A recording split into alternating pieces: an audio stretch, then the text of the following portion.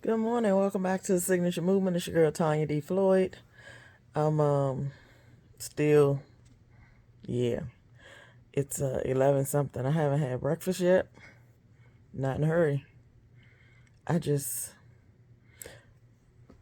it don't even need to be said. But anyway, I have some revelations that have occurred in the last few days. Remember last time I came here, I was talking about how I know I need to change and I need to go in a new direction and do something. I didn't have an idea what it was. I did have an idea. I just didn't realize that that was the thing, the next thing. But so before the whole, excuse me, whew, excuse me. So before the whole loss in court thing, I was working my way toward getting my contractor's license.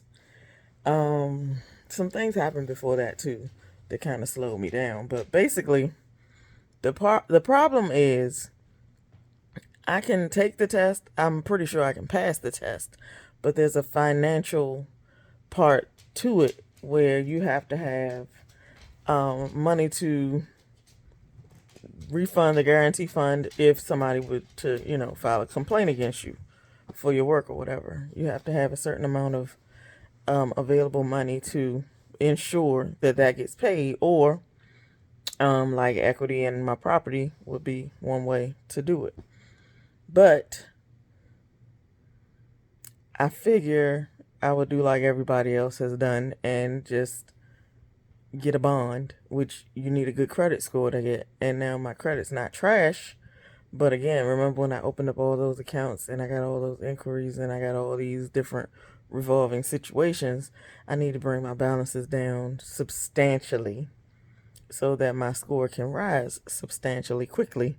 That's the fastest way for me to get my score up, because I don't have like collections or bad things on it. I just have a lot of utilization. My percentage is higher than 10%. They tell you 30, but 30 ain't good. 30 is just getting by. So I need to bring all my balances down below 10%. It takes money.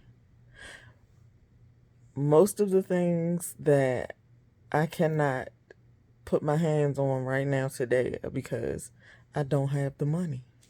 Most of the things I would like to do require me to have a substantial amount of money.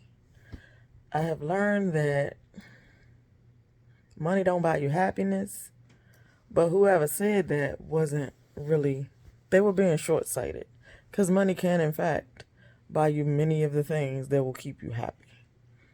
Money itself is not going to give you a hug, but the ability, the freedom it allows you, the movement it allows you to have, and like the things that you can do on a whim all come when you have the money. You cannot survive in this life without enough money to A, pay your bills, B, pay for, unexpected things, incidentals, things that pop up out of nowhere, surprises, and C, legal fees. I would continue on with financial advisors and this and that, but before you get to any of those steps, you need to protect what you've already made. So it's not about going out here and, trying to get all the money. It's about trying to make sure you can pay your stuff every month when it's due on time, and maybe every now and then do a little something for yourself to keep you in the race. It's taxing on your psyche and your body and everything when you have to go out and fight for every single thing all the time. Oh my God, I can't even tell you how it just weighs upon me some days that I don't have the freedom that I would like, or that I think I should at this age.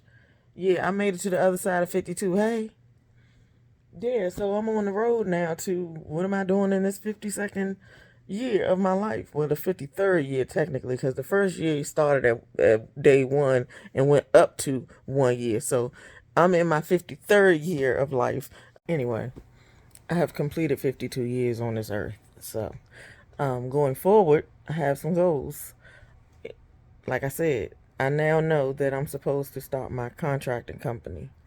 because my business is pretty much not like it used to be, and it can't survive the way it did.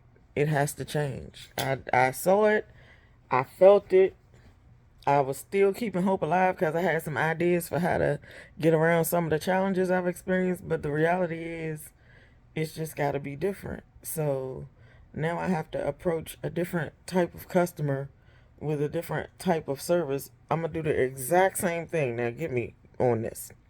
The exact same thing, but the way people are, um, they don't necessarily understand or appreciate my role as the middle person, the designer slash project manager who handles the budget and personnel and all the things and the planning and the this and that. I narrowed it down to 5 P's. It's planning, purchasing, personnel. What's the other P?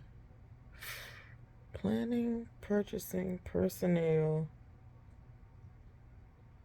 Oh God, the last one is presentation, but production. Production comes before presentation. But anyway, I handle all those things, but nobody would really want to pay me to do the things I do. They would want to go straight to I hired a contractor to do the job, but they don't fully appreciate what it is I do or how I do it, even though I've explained it in videos, in pictures, in blog posts, and everything I ever created. I keep telling people what I do and why it's valuable.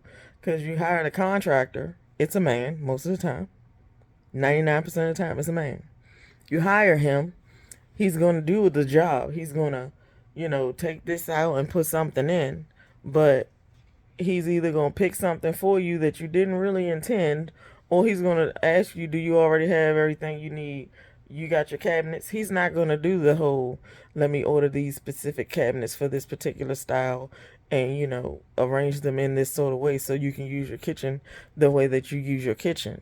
He might put your stove, your ovens next to your refrigerator, which I believe is a no-no. No, no, no, no, no. They knew and they better. But why would you put a heat source that goes up to 500 degrees next to your cooling facility? I don't care what kind of insulation that sucker got in it. It's going to feel some of that heat at some point, and it's going to overwork that motor in your refrigerator. I don't like that. I'm never doing that. I don't care what the layout is. I will change the whole layout. We're not doing that.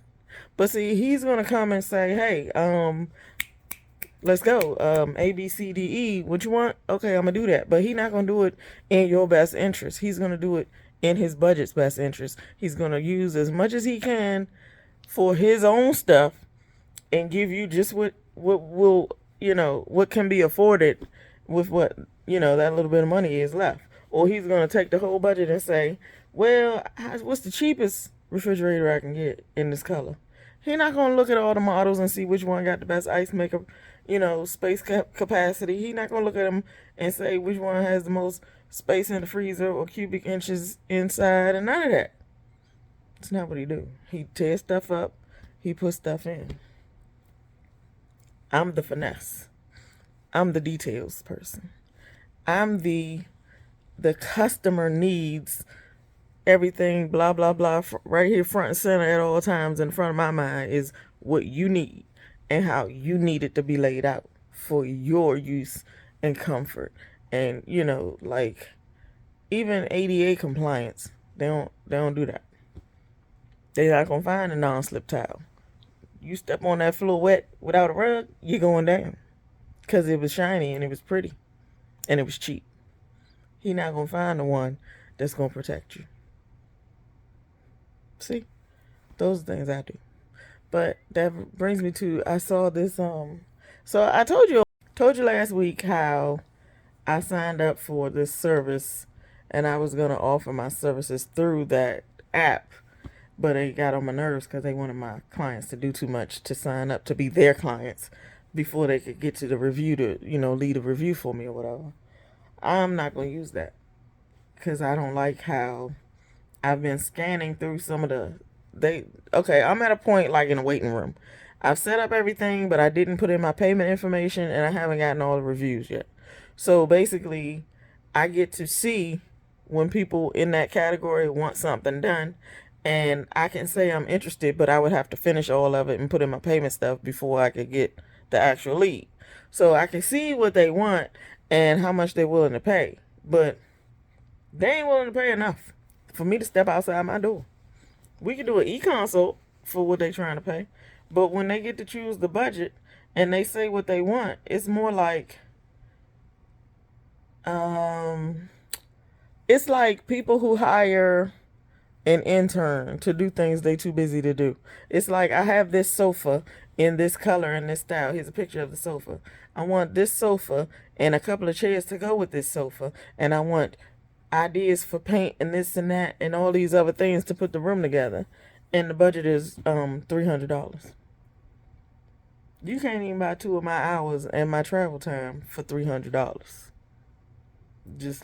It just is what it is, because it's gonna cost me money to step out my door and get in my car and drive to where you are. It's gonna cost me money because of the time I spend with you walking around, listening to your concerns about your project that I don't even have to care about yet because it's not my project yet. I'm interviewing you while you interviewing me, and I don't even know if it's a good fit. So I have spent however many dollars to drive to you. I've spent an hour talking and listening to you, and then you want me to spend several hours after that on the internet and in places. Maybe I have to drive to some of these places, but on the phone or wherever, however I do it, you want me to spend several hours after that to acquire the pieces that you need in the scale and the size and the color. That takes a lot of time and effort. It's not that simple, or you would do it yourself. But $300 ain't gonna cover that for me to do it. That's at least a 1-day job. At least 8 hours total for what you asked me to do. And then I'm gonna have to come back and make sure it gets put in place properly. Who gonna put the furniture together? You ain't put that in the budget. But when I come to you and tell you that when you said you had a $300 budget, that was just for the consult and for me to do the research, and you're gonna have to still find some more money or some more personnel to get all of it set up the way you want it. And who's painting? How much that gonna cost? You want to find your painter too? You're gonna have to pay me to find you a painter. You're gonna have to pay the painter that I find to come and do the paint. That budget need to be a lot higher. It's not that simple, but people don't think that. They think, well, I'm gonna spend as little as possible, and then it's gonna be great. People don't understand how much things cost. It's not that simple. It's really not that simple. And I would be taking a huge loss if I did anything past the first 8 hours for $300. How much is that per hour? That's not even $50 an hour for me to come make your room look and feel like you want it to look and feel. It's not my room. It's what I do. But no, you have to treat me a little better than that. And I know there's people out there that'll do it, but pass. Whenever I see it, just pass. No. Sometimes they say the budget is up to $750. Well, still, there's a checklist. You can pick paint, furniture selection, how many square feet. It says how many rooms you want done. And a lot of times they want 1 or 2 bedrooms. They want beds and all this. Somebody from an Airbnb had sent for a service, and they wanted you to stage the whole Airbnb, but their budget was up to $750. Where am I finding furniture? How much you gonna pay for the furniture? We're gonna have to argue about how much you need to pay for me to find all the things that need to fill in your Airbnb. That's a whole day of my life trying to explain to you what you need to do, and you probably not gonna like what I gotta say because you're only paying $750 in the beginning. So I'm just not doing that. Scratch that service. I'm gonna keep, trying to find my own customers my own way, because paying for leads is just foolishness. The lead is just gonna frustrate me most of the time because they don't understand how much things cost, what I really do, or why it's valuable to them. So anyway, I did wake up knowing after I turned 52 that I need to get my contractor's license. And I also know that life is more complicated than ever. So money is very, very, very, very important. Not like usual. It's way more important. Because again, you got to pay for lawyers. Never knew people just, you're a walking liability every time, all the time. I don't know why. Just for being here now, just for being an adult. At some point, you're going to have to sue somebody or be sued. It just is what it is. It could be a work thing. It could be many things. It could be car accidents. Now, those are usually on contingency, but you still have to find a lawyer and maybe pay them a retainer or something, or that first consult they want their $275 to $350 or however much they want for that hour. But time's tough out here. I don't even think people giving free consults no more unless you got a service somewhere where they refer you to the lawyer for the free consult. But they don't have time. $275 minimum per hour for the lawyer to talk or write a letter or whatever. And then, you could pay a lawyer $1,500 to look into something, but that's only one day of work. So yeah, people don't understand how much things cost. Things are getting way more expensive because of inflation, and now you need a lawyer or two. You need to have that. So go ahead and subscribe to that legal service, the one to give you the free will and the free some other kind of planning, estate planning. It's just brief though. They're not gonna give you in detailed stuff, but then they'll give you a discount on attorneys when you need them. But just go ahead and have that, so you can get the occasional free letter or free advice. Cause calling around to a bunch of lawyers is gonna stress you out. I promise you. Take it from me.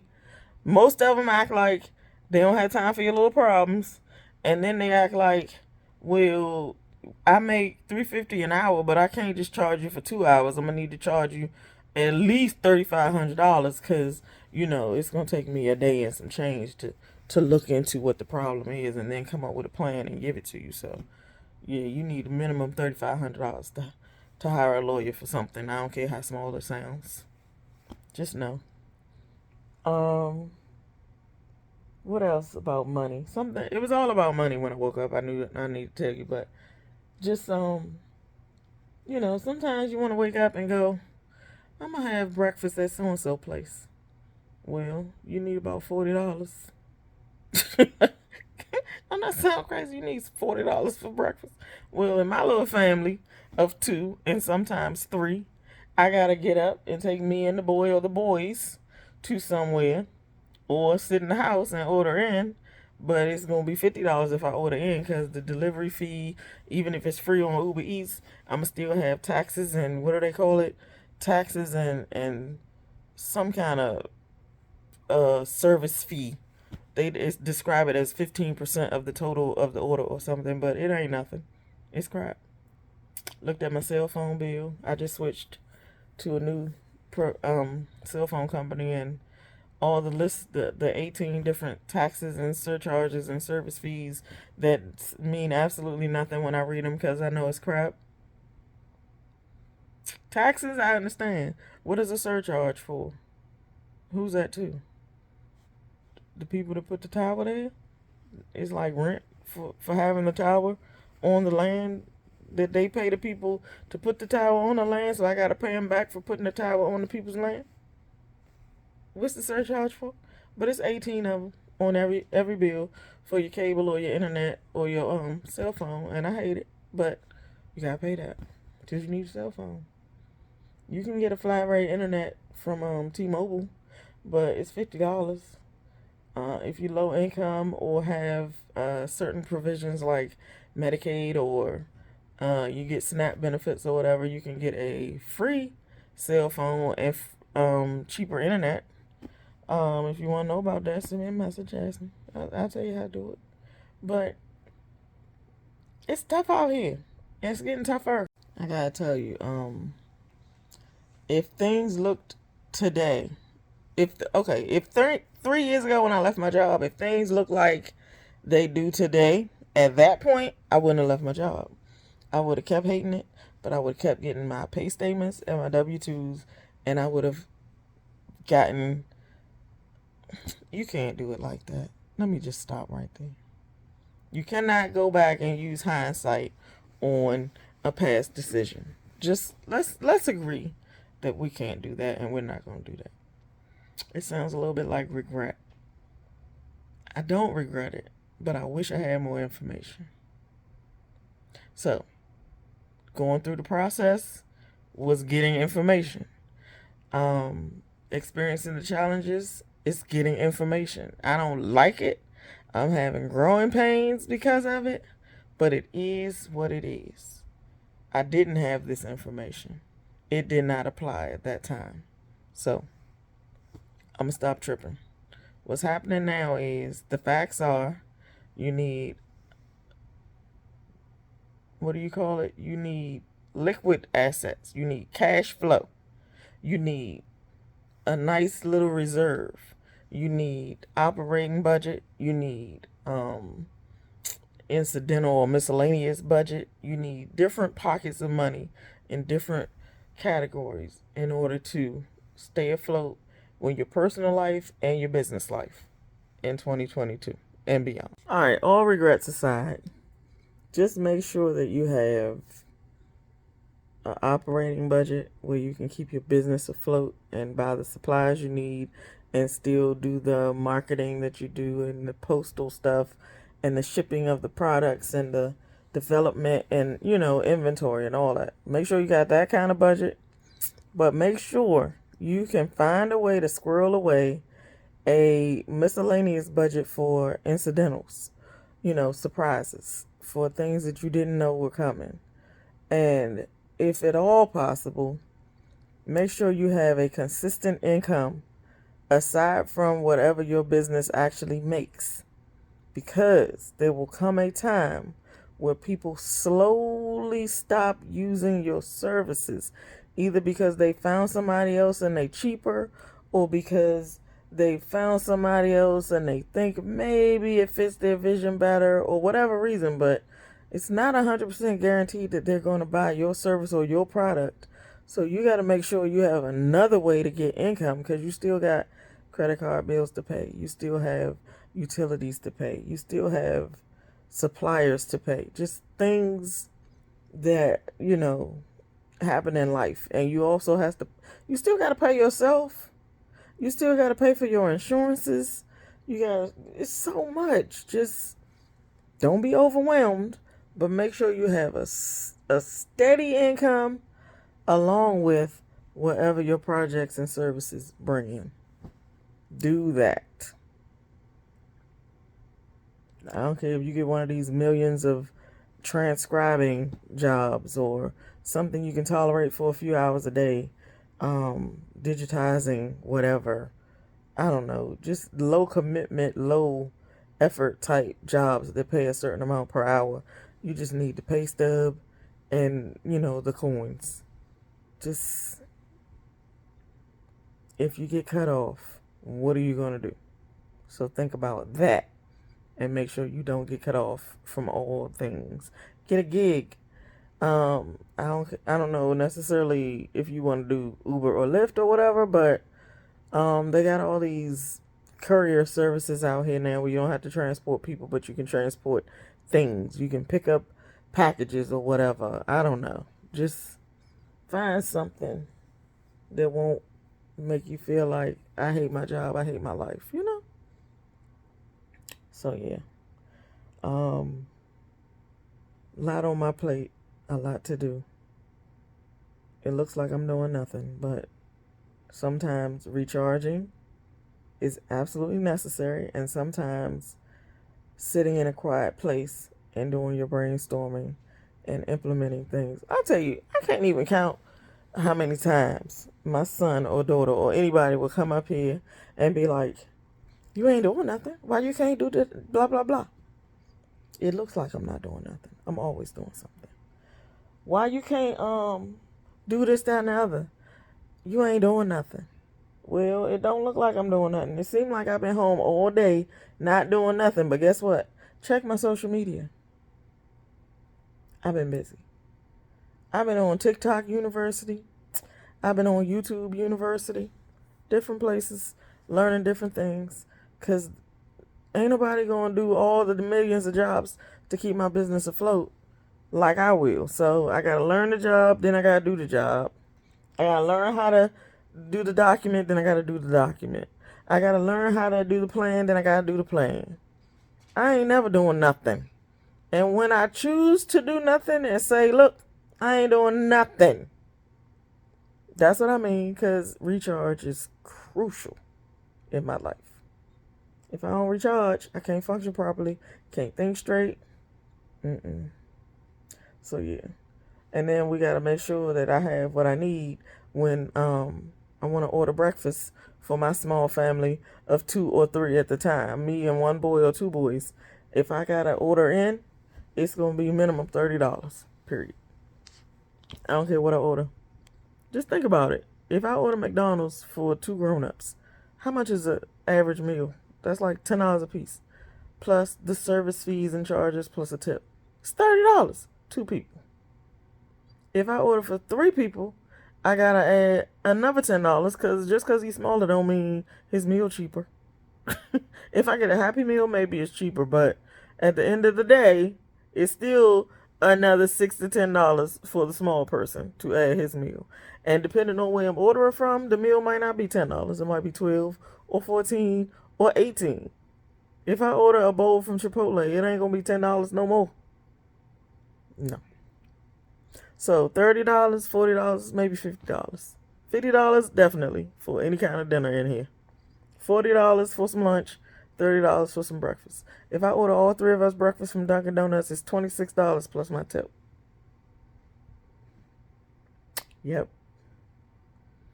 Life ain't getting no easier or no cheaper. You got to stay up. If you can, stay ahead. Keep a consistent income while you build your business. I can't even say anyway. People keep texting me, interrupting the video. Must be time for me to go. But stay up. Stay creative. Find you a gig that you can tolerate and keep the money flowing. Just so you can eat and have money to play with. A pair of shoes would be nice every now and then. A new purse. Just something for you. You know. Toodles.